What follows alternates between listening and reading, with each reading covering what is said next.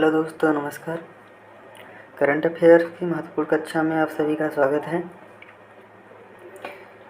दैनिक समसामयिक की जो सभी प्रतियोगी परीक्षाओं के लिए अति महत्वपूर्ण है, इससे संबंधित महत्वपूर्ण प्रश्न पर हम आज बात करेंगे।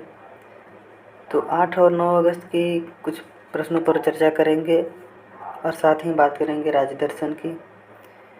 तो पहले प्रश्न को देख लेते हैं। पहला प्रश्न है, प्रतिवर्ष राष्ट्रीय भाला फेंक दिवस कब मनाया जाता है? प्रतिवर्ष राष्ट्रीय भाला फेंक दिवस 7 अगस्त को मनाया जाता है। 7 अगस्त को ही नीरज चोपड़ा ने टोक्यो ओलंपिक में स्वर्ण पदक जीता था। ये 87.58 मीटर भाला फेंके थे और ये 2021 से मनाया जा रहा है। 2021 से मनाया जा रहा है। ये टोक्यो ओलंपिक में स्वर्ण पदक जीते थे। राष्ट्रीय हथकरघा दिवस की बात करें तो राष्ट्रीय हथकरघा दिवस 7 अगस्त को ही मनाया जाता है। राष्ट्रीय हथकरघा दिवस। विश्व आदिवासी दिवस की बात करें तो 9 अगस्त को मनाया जाता है विश्व आदिवासी दिवस। 9 अगस्त को ही भारत छोड़ो आंदोलन स्टार्ट हुआ। 9 अगस्त 1942 से 9 अगस्त 1925 को काकोरी ट्रेन एक्शन से, पहले पुराना नाम जिसका काकोरी ट्रेन डकैती था, उसका नया नाम काकोरी ट्रेन एक्शन रखा गया है। राष्ट्रीय खेल दिवस की बात करें तो राष्ट्रीय खेल दिवस 29 अगस्त को मनाया जाता है। राष्ट्रीय खेल दिवस। वर्ल्ड एथलेटिक्स चैंपियन, इसमें पहले स्थान पर अमेरिका रहा। इसमें नीरज चोपड़ा ने 88.13 मीटर भाला फेंका था। 88.13 मीटर भाला फेंककर नीरज चोपड़ा ने सिल्वर मेडल इसमें जीता था, जबकि एंडरसन ने इसी खेल में स्वर्ण पदक जीता था। अगला प्रश्न है, अगस्त 2022 में किसे वैज्ञानिक और औद्योगिक अनुसंधान परिषद CSIR की पहली महिला महानिदेशक नियुक्त किया गया है? तो CSIR की बात करें तो इसका पूरा नाम council of scientific and industrial research, जिसे वैज्ञानिक व औद्योगिक अनुसंधान परिषद कहते हैं। इसकी स्थापना 1942 में हुई थी। इसके अध्यक्ष की बात करें तो इसके अध्यक्ष PM होते हैं। इसकी वर्तमान महानिदेशक नल्लाथम्बी कलाईसेल्वी हैं, जो शेखर मांडे के स्थान पर आए हैं। ये शेखर मांडे के स्थान पर नियुक्त की गई हैं।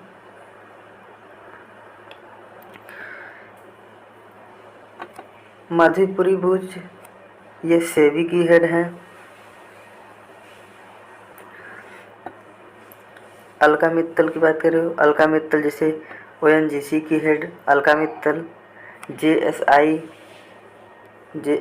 की head zoological survey of India Dhriti Banerjee. ISRO के चेयरमैन की बात करें तो इसरो के चेयरमैन सोमनाथ। नीति आयोग के CEO की बात करें तो नीति आयोग के CEO परमेश्वर अय्यर। नीति आयोग के उपाध्यक्ष की बात करें तो नीति आयोग के उपाध्यक्ष सुमन बेरी।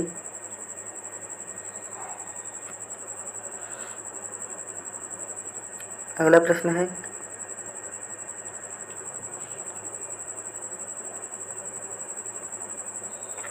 25 जुलाई से 5 अगस्त 2022 तक आयोजित अंडर-20 सैफ फुटबॉल चैंपियनशिप 2022 का खिताब किसने जीता है?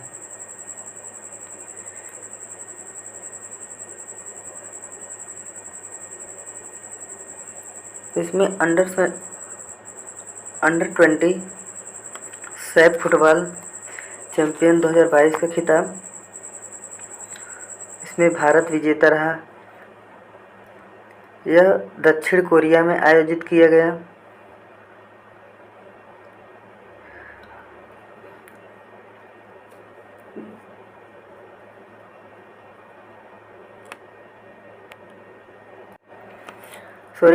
अंडर 20 फेफ ये दक्षिण कोरिया का है।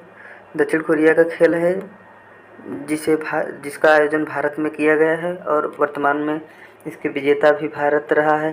भारत जो है दूसरी बार इसका विजेता रहा, लगातार दूसरी बार। यह खेल भारत और बांग्लादेश के बीच खेला गया था।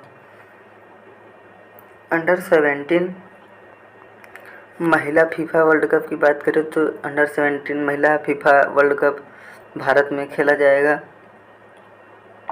इसका शुभंकर ईभा है।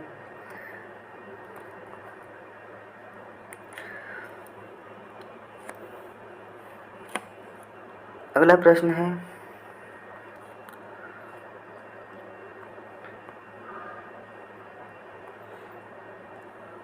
अगस्त 2022 में तिब्बती गुरु दलाई लामा को किस राज्य या केंद्र शासित प्रदेश के सर्वोच्च नागरिक सम्मान डिपाल आर एनजीएम डस्टन से सम्मानित किया गया है? तो डिपाल आर एनजीएम डस्टन इसे सम्मानित किया गया है। तो लद्दाख के तिब्बती गुरु हैं। लद्दाख का ये सम्मान है, सर्वोच्च सम्मान। दलाई लामा 14 जिसे कहा जाता है दलाई लामा, ये 14 ये अवार्ड है। यह तेंजिंग ग्यात्सो को दिया गया है। तेंजिंग ग्यात्सो को दिया गया है। दलाई लामा की पुस्तक the little book of encouragement है। तिब्बती दलाई लामा जो हैं ये तिब्बती बौद्ध धर्म की पदवी इन्हें प्राप्त हुई थी। भारत का सबसे बड़ा राष्ट्रीय उद्यान की बात करें तो भारत का सबसे बड़ा राष्ट्रीय उद्यान लद्दाख में ही है, जिसे हेमिस राष्ट्रीय उद्यान कहते हैं। लोसर फेस्टिवल लद्दाख में ही मनाया जाता है, जबकि लोसांग फेस्टिवल सिक्किम में मनाया जाता है। लोसर फेस्टिवल लद्दाख में और लोसांग फेस्टिवल सिक्किम में। ऑपरेशन विजय की बात करें तो ऑपरेशन विजय 26 जुलाई 1999 से संबंधित है, जिसमें कारगिल विजय दिवस मनाया जाता है 26 जुलाई को। लद्दाख का राजकीय पशु की बात करें तो लद्दाख का राजकीय पशु सिनो लियोपर्ड।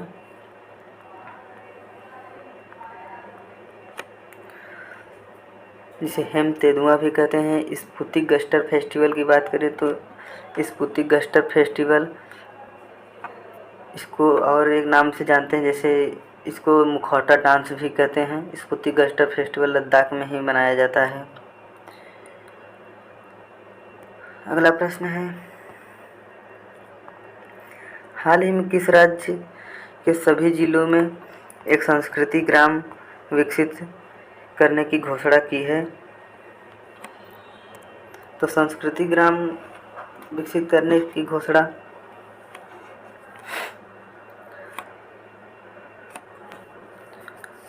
यह उत्तराखंड सरकार ने की है। तो उत्तराखंड में हर एक ज़िले में एक एक संस्कृति ग्राम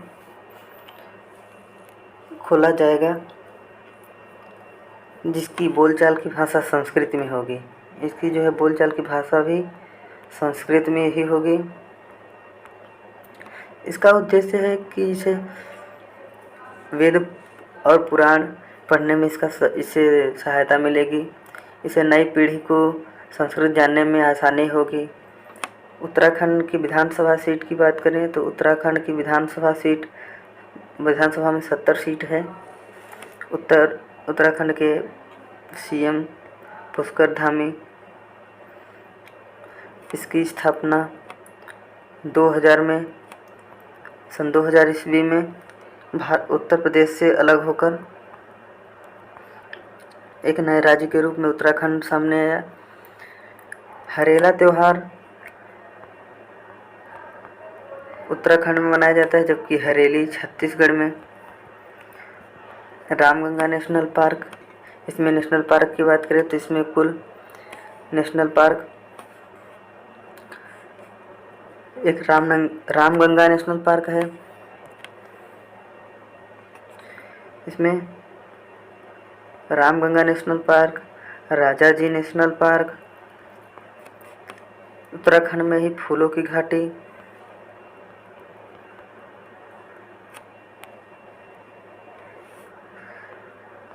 घाटी, नंदा देवी नेशनल पार्क, लिपुलेख और नीति पास दर्रा भी उत्तराखंड से संबंधित है। काला पानी विवाद, भारत और नेपाल के बीच काला पानी विवाद, शारदा नदी पर ही काला पानी विवाद हुआ है, जो भारत और नेपाल के बीच में है। उत्तराखंड में एक अभियान चलाया गया था जिसे ऑपरेशन मुक्ति के तहत लाया गया था, जिसे भिक्षा नहीं शिक्षा दो अभियान चलाया गया था। भिक्षा नहीं शिक्षा दो ये अभियान चलाया गया था उत्तराखंड के द्वारा ही। अगला प्रश्न है,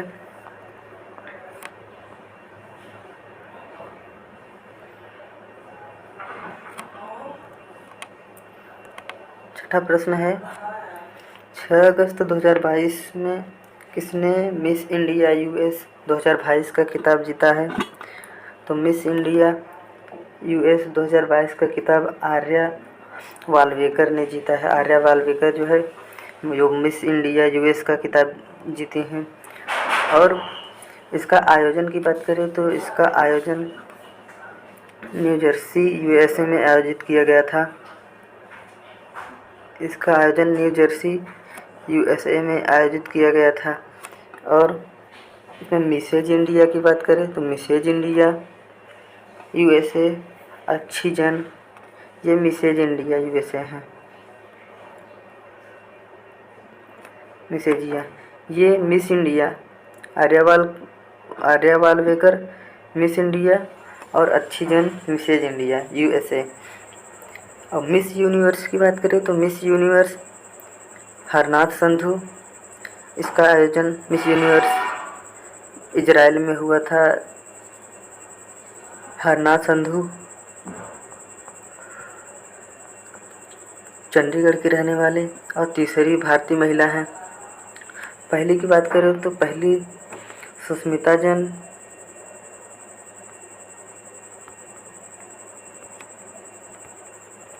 दूसरी लारा दत्ता,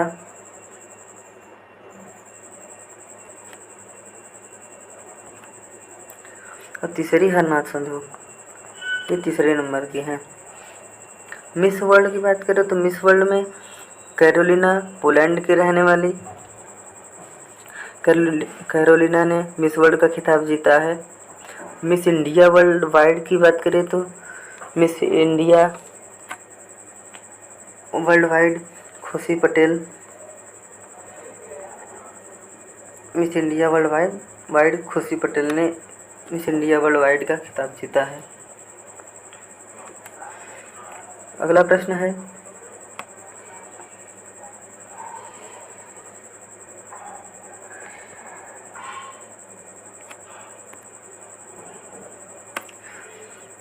हाल ही में भारत के पहले हिमालयी मसाला उद्योग का उद्घाटन कहाँ किया गया है? तो मसाला उद्योग का उद्घाटन रानीखेत में किया गया है। रानीखेत उत्तराखंड का एक स्थान है जो अल्मोड़ा ज़िला में स्थित है।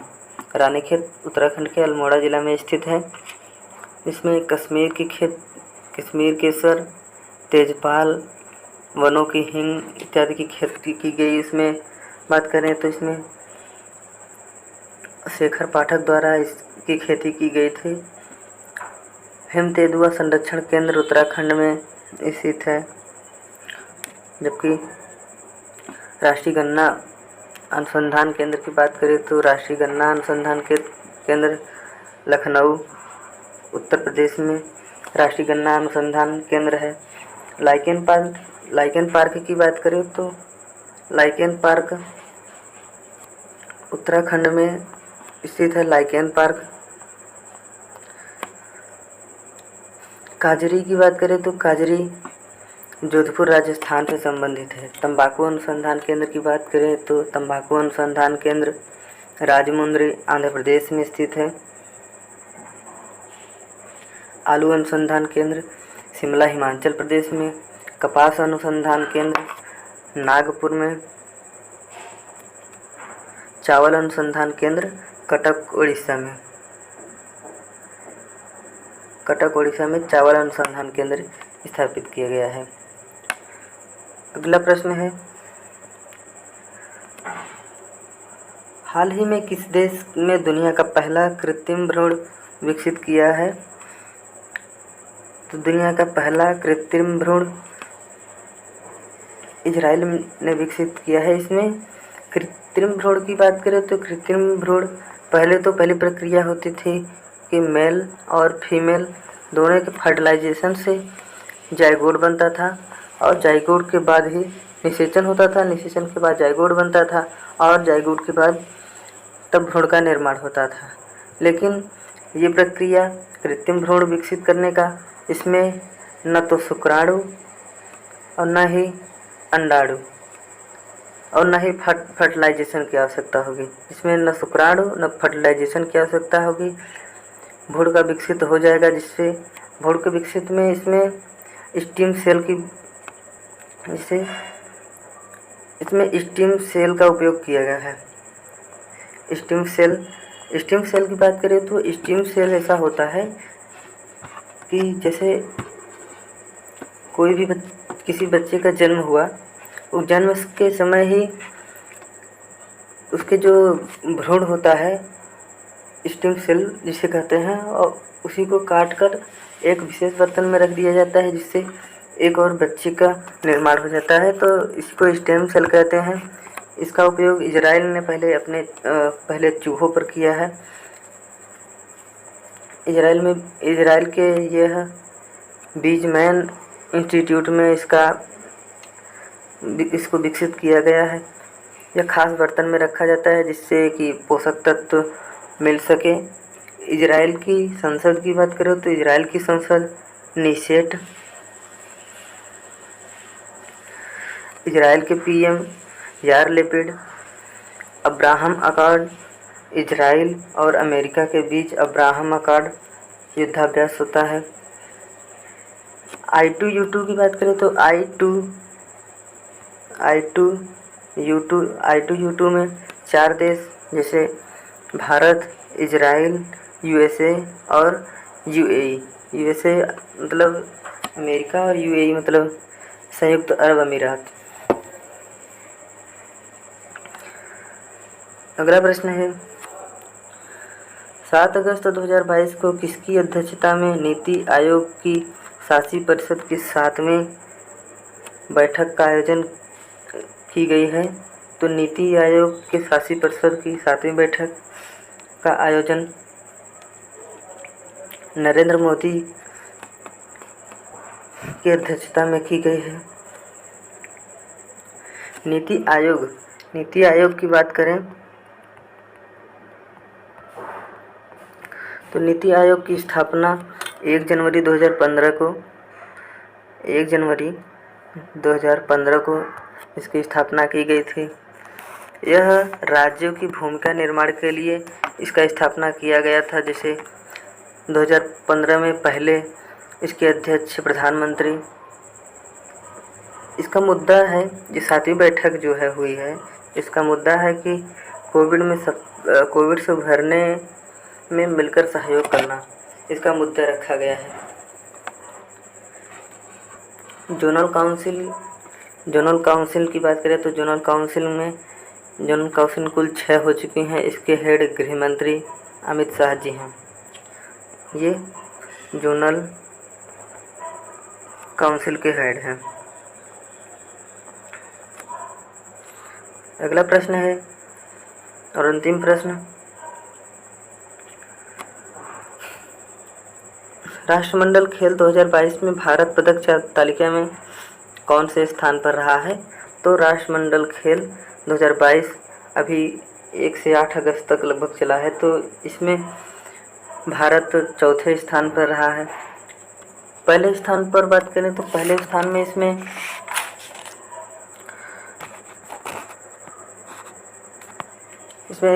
कॉमनवेल्थ गेम में राष्ट्रमंडल खेल जिसे कहते हैं, इसमें भारत चौथे स्थान पर रहा है।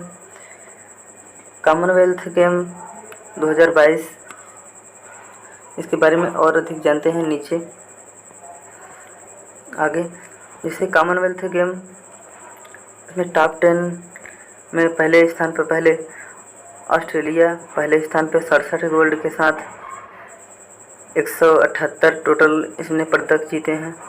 इंग्लैंड दूसरे स्थान पर है जो 57 गोल्ड के साथ 176 पदक जीता है। कनाडा तीसरे स्थान पर 26 गोल्ड के साथ 92 पदक जीता है। भारत की बात करें तो भारत चौथे स्थान पर है और भारत ने कुल 22 गोल्ड के साथ 22 गोल्ड, 16 सिल्वर और 23 ब्रॉन्ज के साथ कुल 61 पदक जीता है। 5वें स्थान पर न्यूजीलैंड, 6ठे पर स्कॉटलैंड, नाइजीरिया 7वें स्थान पर, वाल्स 8वें स्थान पर, साउथ अफ्रीका 9वें और मलेशिया 10वें स्थान पर है।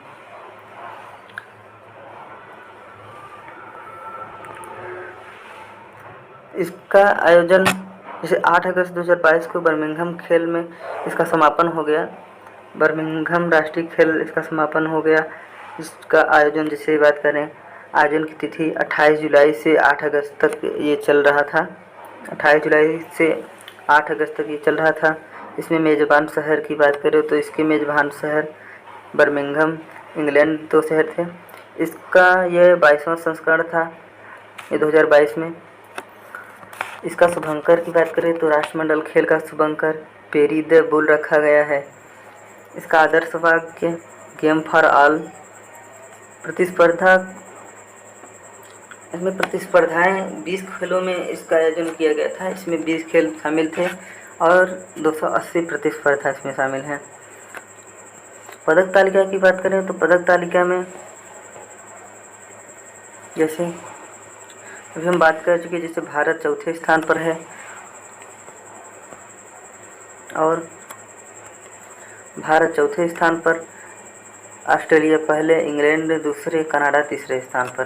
भारत ने कुल 61 पदक जीते हैं।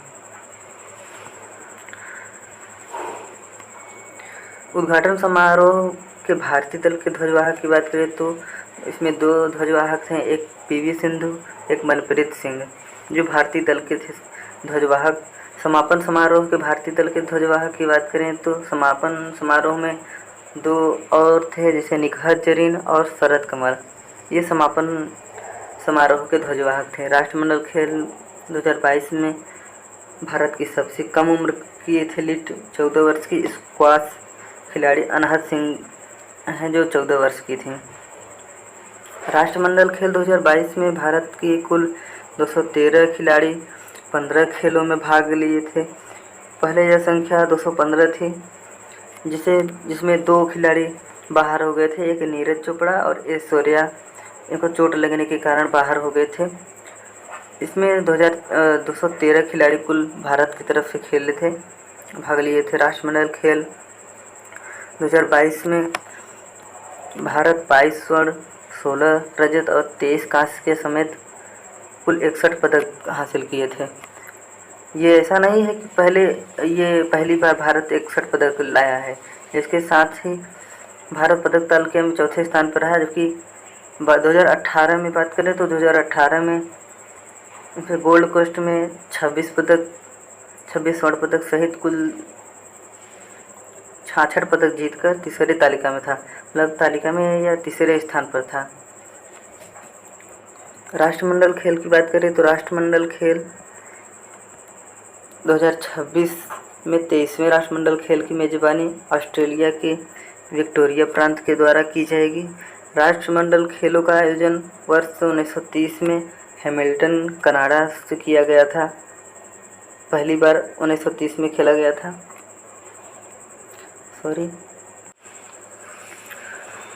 वर्ष 1930 से ही हर 4 वर्ष के बाद एक बार इसका आयोजन किया जाता है। द्वितीय विश्व युद्ध के कारण 1942 और 1946 में इसका आयोजन नहीं हो पाया था। तो इसमें आज के लिए इतना। आगे प्रश्न है राज्य दर्शन में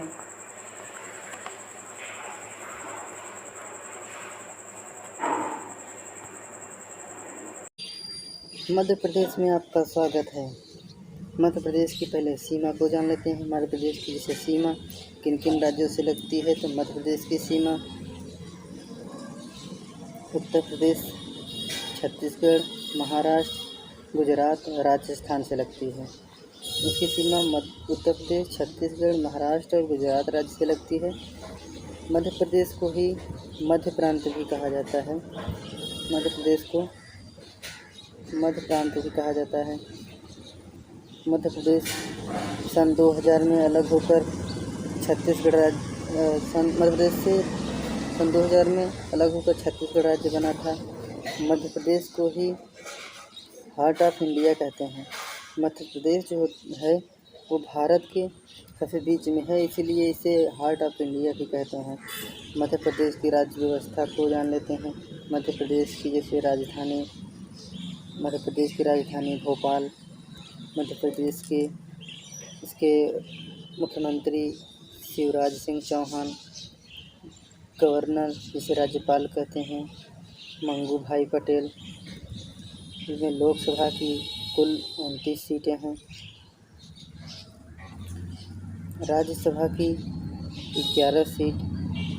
वहीं विधानसभा की सीट की बात करें तो विधानसभा की 230 सीट। मध्य प्रदेश का निर्माण की बात करें तो मध्य प्रदेश का निर्माण 1 नवंबर 1956 को किया गया था। इसके मुख्य न्यायाधीश, मध्य प्रदेश के मुख्य न्यायाधीश की बात करें तो इसमें इसके मुख्य न्यायाधीश मोहम्मद रफ़ीक हैं। मध्य प्रदेश का हाई कोर्ट अगर पूछा जाए कि मध्य प्रदेश का हाई कोर्ट कहाँ पर है, तो मध्य प्रदेश का हाई कोर्ट जो है वो जबलपुर नर्मदा नदी के किनारे पर है। जबलपुर, वहीं पर इसका हाई कोर्ट है।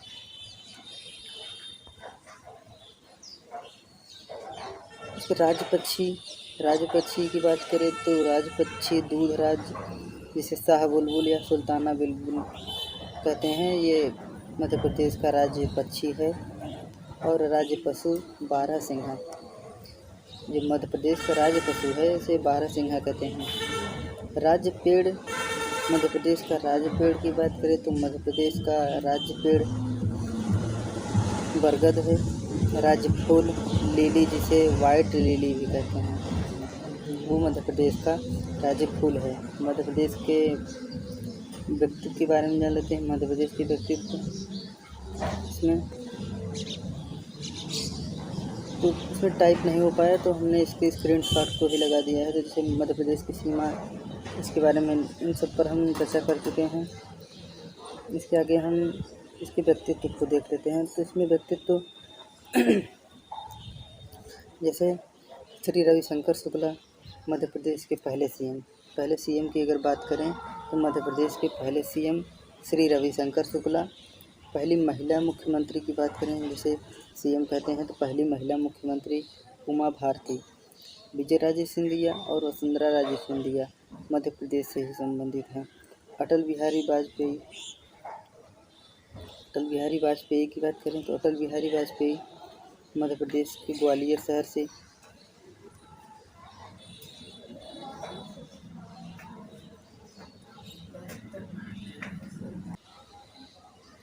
अटल बिहारी वाजपेयी मध्य प्रदेश राज्य के हैं। जो इनका जन्म की बात करें तो इनका जन्म 25 दिसंबर को हुआ था। इनके जन्म के इनके जन्म के अवसर पर सुशासन दिवस भी मनाया जाता है।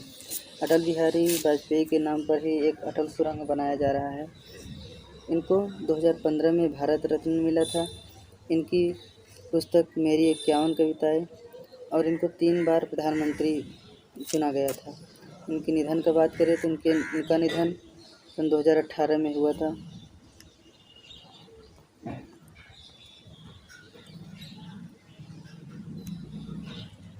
पट्टाभी सीतारामैया मध्य प्रदेश के पहले राज्यपाल।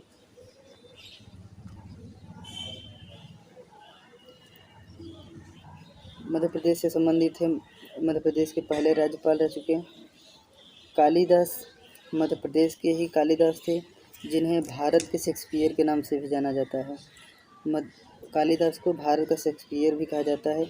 इनका नाटक एक अभिज्ञान शाकुंतलम और एक मालविकाग्निमित्रम, इनका 2 नाटक थे। और इनके खंड काव्य की बात करें तो इनके खंड काव्य में मेघदूत और ऋतु संहार इनके खंड काव्य 2 थे। महाकाव्य इनके 2 महाकाव्य, जैसे एक रघुवंशम, एक कुमार संभवम, 2 इनके महाकाव्य थे। अगले व्यक्तित्व हैं वराह मिहिर। ये उज्जैन मध्य प्रदेश के उज्जैन शहर से हैं। और सूर्य सिद्धांतिका, व्रत संहिता, इनकी रचना सूर्य सिद्धांतिका और व्रत संहिता।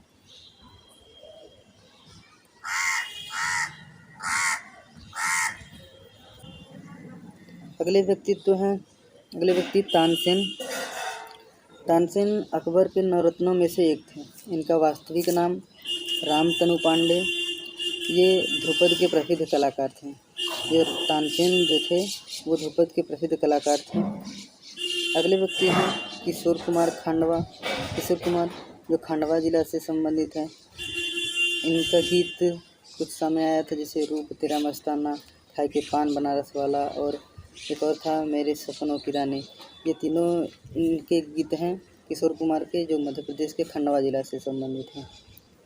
अगली हैं भारत की कोकिला, जैसे लता मंगेशकर। ये इंदौर मध्य प्रदेश से संबंधित हैं। लता मंगेशकर पुरस्कार की बात करें तो लता मंगेशकर पुरस्कार हाल ही में स्टार्ट हुआ है, जो पहला पुरस्कार प्रधानमंत्री को दिया गया था।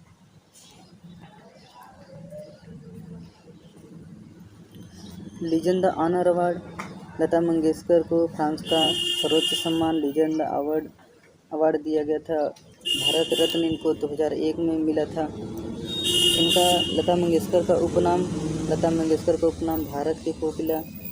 अगले व्यक्ति हैं डॉक्टर भीमराव अम्बेडकर। शिक्षा व शेरनी का दूध है, जो जितना पिएगा वो उतना दहाड़ेगा।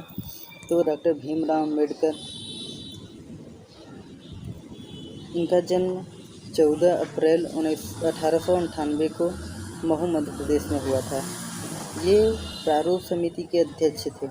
जो डॉक्टर भीमराव अम्बेडकर थे, ये प्रारूप समिति के अध्यक्ष थे। इनका समाधि स्थल की बात करें तो इनका समाधि स्थल को चैत्या भूमि भी कहा जाता है। इन्होंने एक इंडिपेंडेंट लेबर पार्टी की स्थापना की। इनको 1990 में भारत रत्न भी मिला था। इनकी पुस्तक 2 पुस्तक थी, एक जातियों का अंत, दूसरी मूक नायक पत्रिका। डॉक्टर भीमराव अम्बेडकर से संबंधित थी। अनुच्छेद 32 को डॉक्टर भीमराव अम्बेडकर ने संविधान की आत्मा भी कहा है। अनुच्छेद 32 को संविधान की आत्मा डॉक्टर भीमराव अम्बेडकर ने कहा है। Statue of knowledge Latur Maharashtra में स्थापित किया गया। हाल ही में लातूर महाराष्ट्र में स्टैचू ऑफ नॉलेज का अनावरण किया गया है। अगले व्यक्ति राहुल द्रविड़, जो मध्य प्रदेश के हैं। राहुल द्रविड़, इनकी पुस्तक द वॉल। सांची का स्तूप मध्य प्रदेश में है। स्तूप नंबर 1 सम्राट अशोक ने इसका निर्माण कराया था। इसका पहला दरवाज़ा जिसे तोरण द्वार कहते हैं। भगवान बुद्ध की जातक कथाएं इससे संबंधित हैं।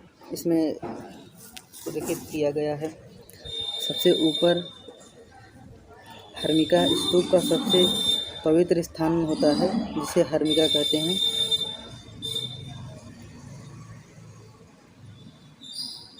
इसका प्रदक्षिणा पथ जो होता है, इसका प्रदक्षिणा पथ अंडाकार के रूप में है। स्तूप बौद्ध धर्म का पूजा स्थल कहते हैं। जो स्तूप होता है जिसे बौद्ध धर्म का पूजा स्थल कहते हैं। सांची का स्तूप 200 रुपये के नोट पर स्थित है, अंकित किया गया है। सांची के स्तूप को यूनेस्को की सूची में 1989 में शामिल किया गया। वर्ल्ड हेरिटेज सूची जिसे कहते हैं। खजुराहो का मंदिर 1986 में वर्ल्ड हेरिटेज में शामिल हुआ है। 1986 में यह छतरपुर मध्य प्रदेश में स्थित है। जो खजुराहो का मंदिर है ये छतरपुर मध्य प्रदेश में स्थित है, जिसे चंदेल शासकों ने बनवाया और यह पंचायतन शैली में बना हुआ है। जो खजुराहो का मंदिर है वो पंचायतन शैली में बना हुआ है। यह एक ऐसा मंदिर है, इसके पास 5 छोटे छोटे और मंदिर हैं, जिसमें महादेव कंदरिया जी का जो मंदिर है वो सबसे प्रसिद्ध मंदिर है, महादेव कंदरिया जी का मंदिर। अगला है भारत माता मंदिर। मध्य प्रदेश के उज्जैन शहर में स्थित है। इसमें भारत का नक्शा दर्शाया गया है और इसमें भारत माता की मूर्ति भी दिखाई गई है। वंदे मातरम का साक्ष्य जो मिला है, वंदे मातरम भारत माता मंदिर से ही लिया गया है, वंदे मातरम। अगला है महाकालेश्वर जी का मंदिर, जो उज्जैन में ही है। शिप्रा नदी के किनारे महाकालेश्वर जी का मंदिर 12 ज्योतिर्लिंगों में से एक है। मध्य प्रदेश की कला संस्कृति की बात करें तो मध्य प्रदेश की कला संस्कृति, इसमें पहली पेंटिंग भीमबेटका पेंटिंग, जो लाल और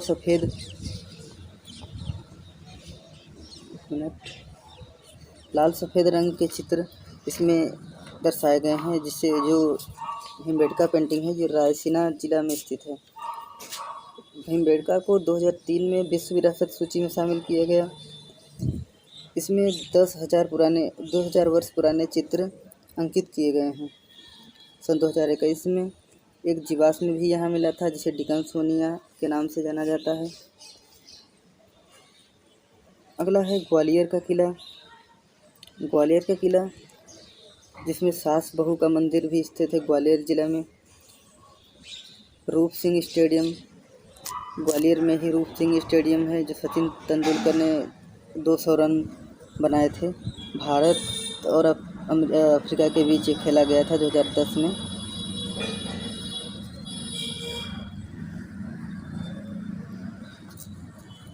कुंभ मेले की बात करें तो एक तो पहला कुंभ मेला उज्जैन में मध्य प्रदेश में भी लगता है। उज्जैन में शिप्रा नदी के किनारे कुंभ मेला लगता है। दूसरा प्रयागराज गंगा नदी के किनारे लगता है। तीसरा हरिद्वार में, वो भी गंगा नदी के किनारे लगता है। चौथा है नासिक, जो गोदावरी नदी के किनारे लगता है। ये कुंभ मेला 4 कुंभ मेले लगते हैं भारत में। मध्य प्रदेश को टाइगर स्टेट के नाम से भी जाना जाता है। इसका 52वां जिला, मध्य प्रदेश का 52वां जिला निमाड़ी में ओरछा महोत्सव मनाया जाता है। निमाड़ी में इसमें राष्ट्रीय उद्यान की बात करें तो राष्ट्रीय उद्यान कान्हा नेशनल पार्क मध्य प्रदेश में स्थित है, जिसमें 526 कुल टोटल टाइगर हैं। पन्ना नेशनल पार्क मध्य प्रदेश में सिटी ऑफ डायमंड जिसे कहा जाता है। पेंच नेशनल पार्क की बात करें तो पेंच नेशनल पार्क मध्य प्रदेश में है, जिसमें सिंहों की लड़ाई होती है। अगला है बांधव नेशनल पार्क, मध्य प्रदेश में स्थित है बांधव नेशनल पार्क। पंचमढ़ी जिसे सतपुड़ा की रानी भी कहते हैं, इसमें पंचमढ़ी के ऊपर धूपगढ़ की चोटी है, जिसमें 5 गुफाएं हैं, जो पांडवों द्वारा निर्मित किया गया। सतपुड़ा की सबसे ऊंची चोटी की बात करें तो सबसे ऊंची चोटी सतपुड़ा की धूपगढ़। भेड़ाघाट की बात करें तो भेड़ाघाट जबलपुर में स्थित है। अमरकंटक की बात करें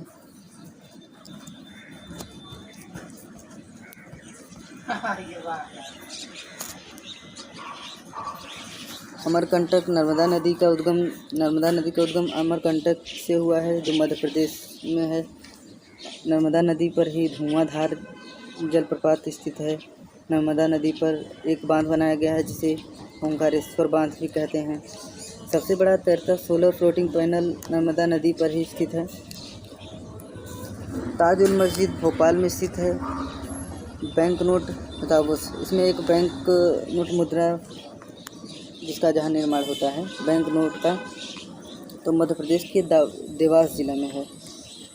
पहला जियो पार्क की बात करें तो पहला जियो पार्क लम्हेटा में, पहला बायो पार्क इंदौर मध्य प्रदेश में स्थित है।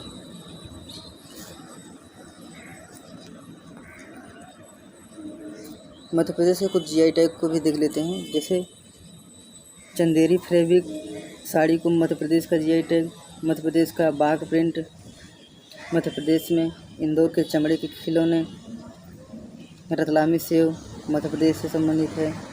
मध्य प्रदेश के कुछ व्यंजन, जैसे मध्य प्रदेश के व्यंजन खाने वाली चीज़, जैसे इंदौर के पोहे, जबलपुर की पालक पूरी, मालपुआ, भोपाल का दाल भापला और ग्वालियर का पुचका जिसे पानी पतासा भी कहते हैं।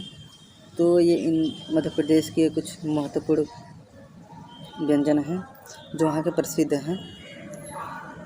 अगले हैं मध्य प्रदेश की जनजाति। मध्य प्रदेश में अगर जनजाति की बात करें तो गोंड, पहली जनजाति गोंड, भील, सहरिया, कोल, भारिया और बेगा, ये 6 जनजातियाँ मध्य प्रदेश की हैं, जिसमें भील झाबुआ ज़िले में जो तीर धनुष के लिए सबसे प्रसिद्ध हैं। भील के घर को टापरा या खू कहा जाता है। ये छोटे छोटे काम को फला और बड़े काम को पाल कहते हैं। जो छोटे काम होते हैं इनको फला, जबकि बड़े काम को ये पाल कहते हैं। गोंड मध्य प्रदेश की दूसरी जनजाति है जो पर्वतों पर निवास करती है।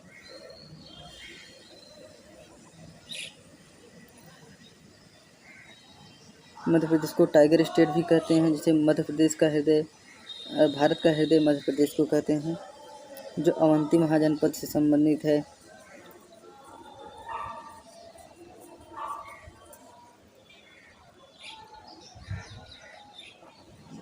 दलहन के उत्पादन में पहला स्थान मध्य प्रदेश का है, जिसमें चना, उड़द, सोयाबीन आदि उत्पादित किए जाते हैं। सिक्योरिटी पेपर मिल होशंगाबाद में।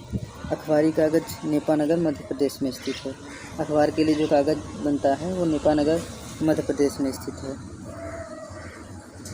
तो आज के लिए इतना ही। अगर वीडियो अच्छी लगी हो तो वीडियो को लाइक कीजिए, कमेंट कीजिए, शेयर कीजिए और चैनल को सब्सक्राइब ज़रूर कीजिए। बहुत बहुत धन्यवाद।